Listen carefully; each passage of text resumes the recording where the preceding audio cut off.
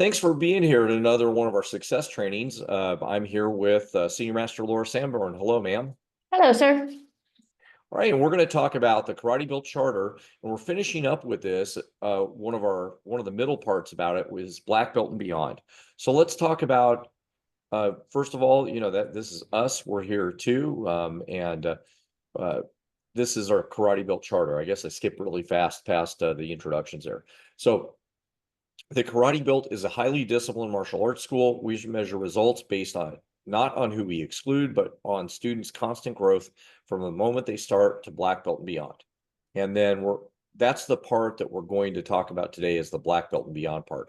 The last part of our charter is about KarateBuilt black belts. Once they become a black belt, which ties into black belt and beyond, that it starts a new journey where they take responsibility to lead with integrity. So there's a leadership component, and then there's a personal integrity component where we would expect our black belts to be congruent inside and outside of the school and in the rest of their life. So this is the part that we're talking about here from the moment they start to black belt and beyond. And last time we talked about one of our primary ideas in our charter is that we don't measure people, our results based on who we exclude, but on their constant growth from one point to the next. But the other piece that we're going to talk about today is how they start.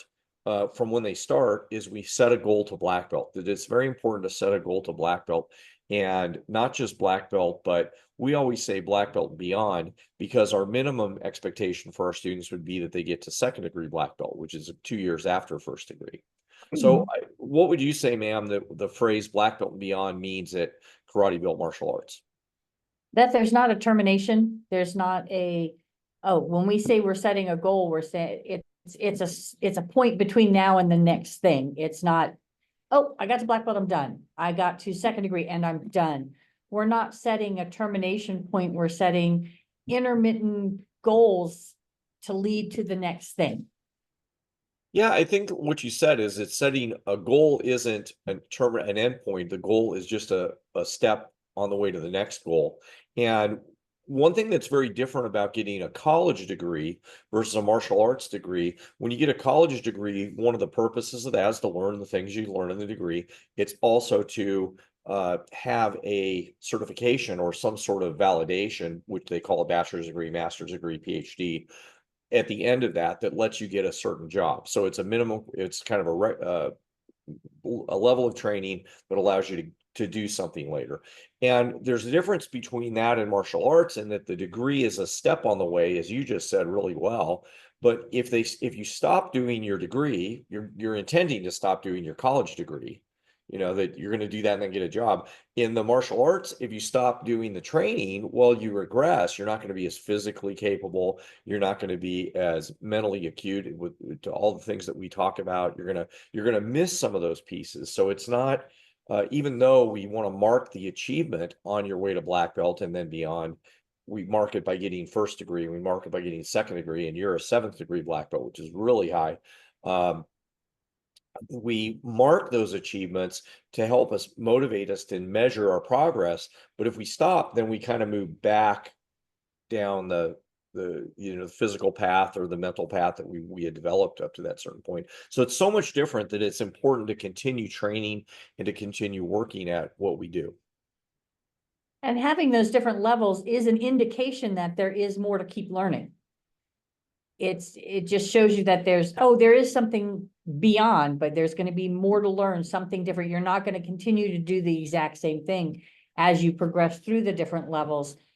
You're going to get something new. You're going to get new information. You're going to get new physical abilities. You're going to get new.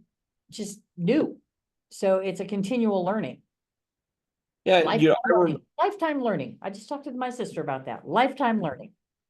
Well, yeah, and there's a statement, there's a phrase that I think came from the founder of McDonald's, Ray Kroc, who said, "You're either growing or decaying. You can't just stay still." I mean, that's nature.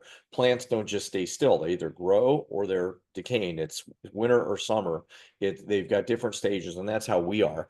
And particularly as you get older, for those of us in our 50s and 60s that we get older, if we don't keep growing, our bodies may not be able to do the same thing as we did before, but if we don't keep growing, then we're going to regress. We're going to move backwards. And that's one thing that keeps you healthy, both mentally and physically. And we mean that sincerely. One thing I remember that Grandmaster H.U. Lee, who is the founder of our martial arts organization, I remember him drawing on a whiteboard. I was taking a seminar from him, and he drew on a whiteboard, and he said, you start with it in your martial arts, and for some reason he drew this as a square, and you get first degree, and then it takes about the same amount of time, maybe a little less, to get second degree, and then you get third degree, and then this isn't to scale, fourth degree, and so on. And then, maybe all the way around to ninth degree. And he was a ninth degree black belt, which is the highest that you can be in our martial arts system. And then he did this. He drew this arrow. And I was wondering, what's the arrow for? And he goes, well, that's me. I'm continuing to train. I continue to grow. And he was like, that was at the time, and still kind of is, that's the highest you can get. You can't get any higher. There's no other black belts to get. There's no other martial arts title to get. There's no anything. He had everything. He was the grand poobah. But he drew this little arrow saying that was him. He has to keep training. Otherwise you kind of move back along the path that you came. And not that we want to recognize somebody as achieving their first degree or second degree or third degree or fourth degree black belt. If they're not training, they still earn that rank. But for us to actually get the benefits of it, we need to keep on training. And that's why we set this goal over here. So what ways does I think some people don't understand that when they get first degree black belt, they become a black belt. And what would you say the journey kind of continues with once they get first degree that's different from when they were a beginner student, a colored belt student? It's a lot of using what you've learned. So you spent all this time getting to first degree, but now how do you apply that in different situations? How is that, I know even just a punch is different when you get to first degree, the way we teach it, but you had to have all that stuff beforehand to set you up to do a proper punch as a black belt that's powerful without giving it away, without using every piece of your body in front of somebody that you've learned. And the punch is just the most simple one, that instead of using every piece of your body outright for everybody to see, giving away what you're doing, you're learning how to use the power and stuff that you learned before in a more efficient way. That's really well said. That even the basic techniques that we do when we're black belts, because you built the foundation at the color ranks, you build a foundation almost like, I would call it like you didn't know how to speak the language. If you didn't know how to speak English, and getting to your black belt is you've learned English. So now you can rearrange it and put it in different ways and make sentences and construct a story. And then as you move up in the different ranks, second degree is kind of our minimum level, because that's when you can tell a story and communicate and talk. You've learned the language. Now you're learning how to use the language, and now you can use the language with other people at second degree. Exactly. And that's why we become instructors and stuff, because we've learned the basics. And now we can communicate those basics in a stronger way that somebody else can absorb that information from us. Yeah, and that's another level of training beyond. So black belt beyond includes the different martial arts training, but also the instructional training, so that you can give that back and cycle. Because we never learn anything really well unless we teach it back to other people. You don't learn it as thoroughly or as fully unless you can teach it back to other people. Exactly. Now, one of the things that I was going to talk about is we introduced a new pin. I don't know if we can see it. That's our black belt pin. And this is for people that become a black belt. It's for me, one for you. It doesn't say 8th degree black belt, doesn't say 7th degree black belt. It says black belt. So all of our black belts now get these pins, and it's to wear outside of the martial arts school to remind them that one of our purposes is to act the same way, to use the skills, to also personally feel confident that you've achieved something. It's not to show off. It's not to show off that you're a black belt, but it's to remind them that they have a responsibility outside the school, which we'll talk more about that responsibility next time. But black belt is a significant point because it's when you get this. And then at second degree, third degree, fourth degree, they're still going to wear the same exact pin. So it's a very different black belt journey than it would be before they become a black belt. What would you say that some of the principles are that they learn inside the school that we expect them to show and demonstrate when they're outside the school? Some discipline and focus that applies.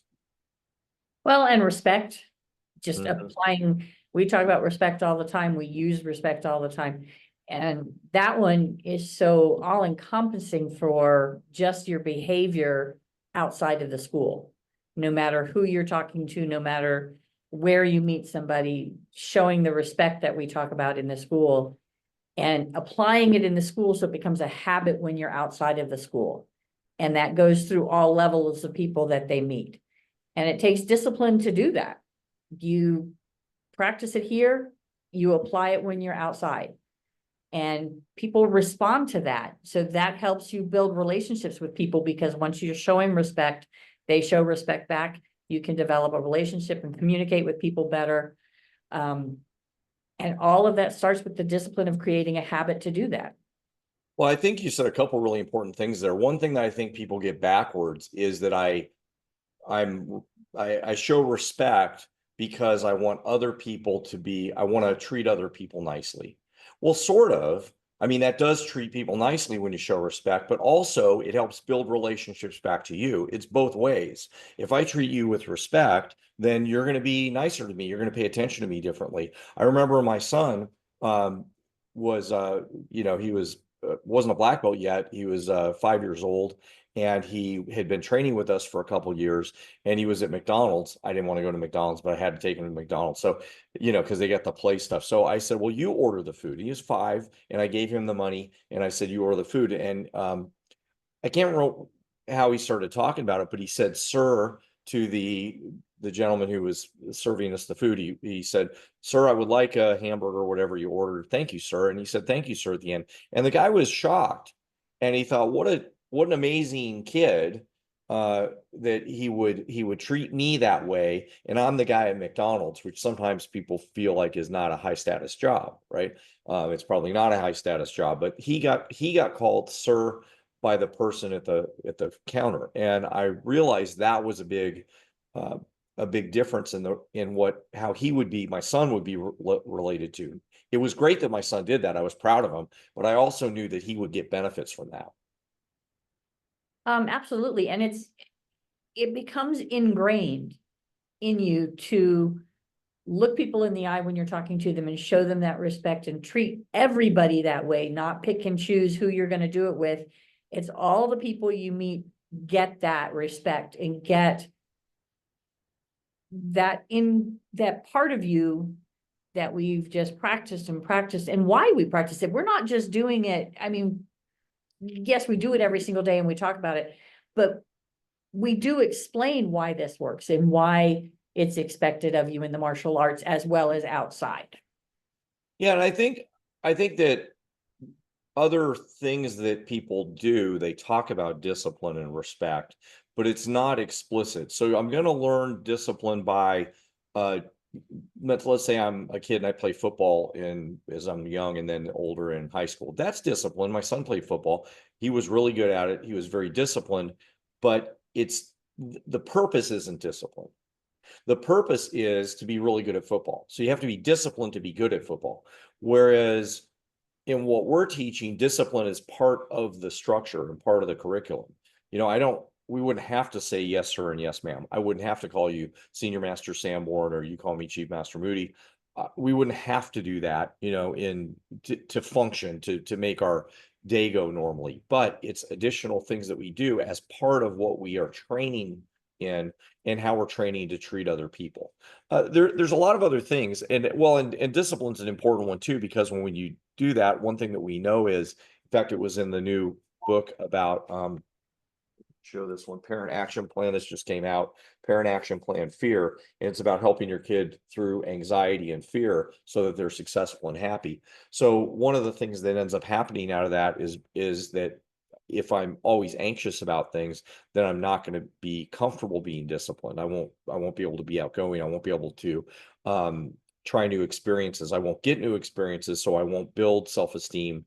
And so these things are all tied together, and it's built into what we do, because almost nothing that we learn at black belt, you learned all the foundation at our color belts, but once they become black belt, then they start learning, as you mentioned before, completely different things. So if you continue to learn different things and get new experiences, that's how you build a confidence that you could do other different experiences in your life. And so that's, again, that's built in rather than something that's just a side benefit. Like I mentioned, the football example, not that football's not great. I mean, it was a very good experience for my son, but it wasn't, it was for that purpose. It wasn't for these other skills that we're trying to do, trying to build and bring up in martial arts. So I had some other questions here. What do you think makes a difference when the students become a black belt, and how they develop their leadership and their mental skills more, other than just the physical things? Once they're a black belt, that's when we start. Actually, we'd probably start before that, but as a black belt, we can have them helping with leading, be mentors for the other kids that haven't gotten that far yet.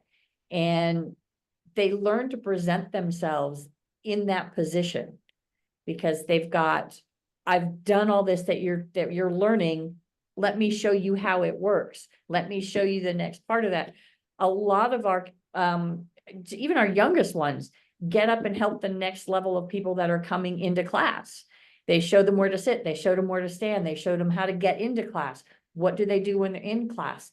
In a leadership class, they're standing right there telling them exactly what to say and how to do it. And that's just part of the expectation that we have of them, and we want them to have of themselves, is that now I'm a black belt. I have learned this much. I've got something to show for it. Let me pass that on. Well, just like the respect example, it works both ways. Yes. Before they got their black belt, they were wearing a different color on their uniform. Once they tied the black belt on, they look different and they feel different because of that visual representation, and other people see them differently. And they saw them last week, and before they tested for black belt, now they see them and they got their black belt, and somebody's going to go, oh, what do I do? A new student might ask, what do I do? Or they're going to ask the black belt. They're going to ask that person. So I feel like I have accomplished more, that I more capable, but also that I'm treated like I'm more capable. So it builds the capability, because now somebody asks me what to do, and I actually have to figure out how to help them. I have to figure out what's next. So it's like giving somebody, I mean, I'm sure when doctors go to medical school, at one point they're not called Dr. So-and-so, they're called, Fred, or, Sally, or whatever. And then they become a doctor and they've got that title in front of their name. They have to live up to that title as well. It's not just that they're not magically different, but there's something about getting that title that makes it so that people respect them more and ask their opinion more. And they better, do the right thing. They better tell them the right information. They better help them the right way with medicine. And I think it works the same way as a black belt. I'm expected to be more, and so I have to be more at the same time. Yeah, it's a recognized indicator of that you had to put in so much work to get there. Even for people who don't know martial arts, the words black belt indicate you had to have trained to get there. People don't just get handed a black belt. It indicates that you went to a school, you learned from somebody, you were recognized as having learned so much, and then you get the next belt, and then you had to learn so much more to get the next one, and so much more to get the next one. Getting your first degree black belt is that first indication that you put in the time. And then as you continue through the ranks, you feel it yourself even more. Okay, I put in this much time. I've done this much. I do know what to do. I know how to do that. I can show somebody else how to do it because I know how to do it. And it just builds on itself. Yeah, I think I like what you're saying. And the other flip side of it is in some schools, and not ours, but in some schools or in some areas, they think that black belt's the end. So they think that black belt is when you've learned enough and then you're there. And that's not it at all. It's a big achievement. It's a huge achievement, but it gives you, as we said before, the foundation so that you can really grow from a solid foundation. If you don't have the solid foundation, then you can't really build anything. And I think the language example is pretty good. If you get to black belt and you stop training, you've learned all the language, you've learned how to talk, but you don't know how to use your speech. You don't know how to tell stories. You don't know how to craft new expressions. You don't know how to grow, and then you start forgetting it. You know, if I learned Spanish, I don't know Spanish, but if I learned Spanish and I never used it, I would start forgetting it gradually. So if I want to be good at Spanish and be able to use it, I would learn the basics. I'd be kind of clunky at it, but I'd at least be able to do something. And then practicing it a bunch would make me move further up the capability level, and I'd feel better about speaking it. I'd feel much better. And then how do we tie second degree and third degree and fourth degree and fifth degree into all this? What do those have to do once, you know, maybe second degree is where the end is, but most of our students continue past second degree. It becomes a permanent lifestyle. It's part of who you are to go back and learn some more, take another class, and take it somewhere else. So many of our students become instructors and then move on from there to owning their own school, taking it to the level that it's a career, it's a business for them. And then again, it's a life skill, a lifestyle that they pass on to other people. And that lifestyle is not just, I go in and I train really hard, but I show the principles of being a black belt to other people. Yeah, so it can be a permanent thing, and not every single person is going to become an instructor. Not every single one of them is going to, but there are pathways to continue training, continue learning, and continue growing inside of the martial arts so that you don't have to go, oh, I've gotten as far as my instructor can teach me. I'm done. My instructor's a fourth degree. I got to fourth degree. I'm done. Yeah, that's a good point, what you just said. I mean, I think about it like this, where when somebody starts in their white belt and they get to first degree, you know, what most people would say is from first degree to second degree. So this is about 3 years and this is about 2 years to second degree, that they learned just as much in the 2 years between first and second degree as they did in the 3 to 4 years from white belt to first degree. So the acceleration of what they learned and how they felt capable about themselves went faster because up to first degree you had a solid foundation. So I think about this as graduating, you know, elementary school or, you know, sixth grade, and then second degree would be more like graduating middle school, and then third degree, you know, at third degree you have some capability and kind of do some stuff on your own. A lot of our third degrees are instructors. So this is more like high school, because high school you can go get a job if you wanted, if you didn't go to college. And then fourth degree, these aren't to scale because they take longer, but fourth degree might be more like college because you have to be an instructor to be a fourth degree. And then from there, just like the Aero Grandmaster drew that day, that's, you know, continue up from there. And when we become masters, then that's when we're able to teach instructors. So we're not just instructors, but we can teach instructors. So these are different paths or one big path that we would expect to continue to gain more and actually enjoy the training more, versus like, I think of like health club examples, like lifting weights. If you lift weights, you're going to go like, it's not going to go like this. It's going to go like this. You're going to plateau. You're going to be able to lift so much weight. And then after a while, you're not going to be able to lift, you know, double the amount of weight that you did before. You're going to be able to lift, you know, some small little improvement. And this is going up, but it's going to go up very slow. In most things that we do, the acceleration is very slow, versus what we'd expect is continue to almost accelerate faster in what our capabilities would be. So black belt and beyond has a lot of components in it. Anything else you wanted to share about that, or what we talked about today? Oh, you're muted. You're still muted. Sorry about that. That's okay. I just find for myself that it is a permanent part of my life inside and outside of the school. It's no matter where I am, I know that I have communication skills. I know that I have the discipline to do what I need to get done to do the next thing.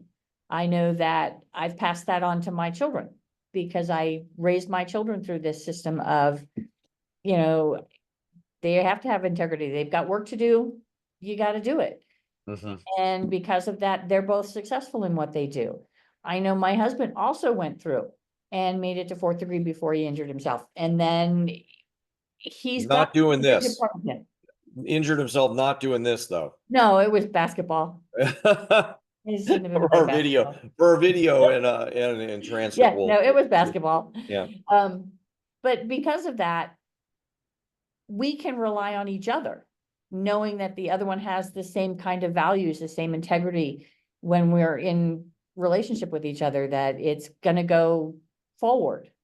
And we're still looking for what's the next thing we're gonna do together to continue to grow and just keep going and not stopping, not just sitting on the couch watching TV all the time. Yeah, you either grow or you decay. It's Yes, one or the other. And so building a culture internally and in your family about growth is going to help us be happier, successful. And when we say successful, that sometimes uh, almost sounds like we're trying to get our kids or ourselves to be better than everybody else, or rich, or have to get a really high level degree. It does that. None of that stuff matters. It doesn't matter if you have a lot of money or you can live whatever lifestyle you want to have. But growing can be different in a lot of different areas. exactly. And so the capability to go make money, or the capability to have a certain kind of job or outcome, or the capability to be able to build a relationship, or find somebody that can care about, and those things, those capabilities are things that we're trying to build, and we believe they build them by becoming black belt and beyond. They train at black belt, so they've learned this base language. I think that's great. We can wrap up there. I don't know if you had anything else to add there, ma'am. No, sir. So if you're starting at KarateBuilt Martial Arts, that's what the instructors are going to continue to talk to you about black belt from the day you start. In fact, the day you start, we set your goal for 1st and 2nd degree black belt as part of the process. And we're going to keep setting, when you're a 1st degree, we're going to set your goal to 2nd and 3rd degree. When you're a 2nd degree, you're setting your goal for 3rd and 4th degree, so that you can see something, as you just said really well. The next goal is just a step to the following goal and the following growth, and who I'm going to be and how I'm going to be better. So thank you very much, ma'am. I really appreciate it, and Thank you, appreciate sir. the growth that you've shown over the many years, and that you help all the students with. Been a lot. So, thank you very All right, much, well, sir. thank you, All ma'am. right.